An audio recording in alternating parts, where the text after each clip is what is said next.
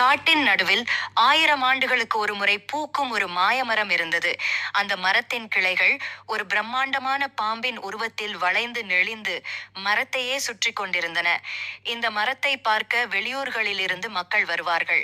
இந்த மரம் அவர்களின் ஆசைகளை நிறைவேற்றும் என்றும் நம்பினார்கள்.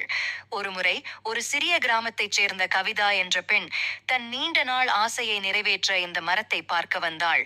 அவளுக்கு பறவைகளுடன் பேச வேண்டும் என்று ஆசை. மரத்திடம் தன் ஆசையை தெரிவித்தாள். அடுத்த நொடியே ஒரு பெரிய மரப்பாம்பு தோன்றி அவள் முன் வந்து நின்றது.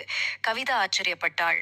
பாம்பு அவளிடம், "நீ என்னுடன் வந்தால் உனக்கு பறவைகளுடன் பேசும் சக்தியை நான் கற்றுக் கொடுக்கிறேன்" என்று கூறியது.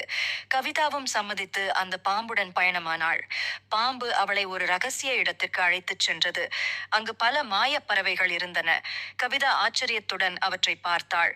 பாம்பு அவளிடம் சில மந்திரங்களை சொல்லிக் கொடுத்தது. அந்த மந்திரங்களை சொன்னதும் கவிதாவால் பறவைகளுடன் பேச முடிந்தது. அவளின் ஆசை நிறைவேறியது.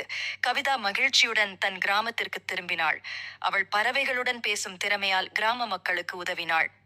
இந்த கதையிலிருந்து நாம் கற்றுக்கொள்வது என்னவென்றால், நம்பிக்கையும் விடாமுயற்சியும் இருந்தால் எந்த ஆசையையும் நிறைவேற்ற முடியும்.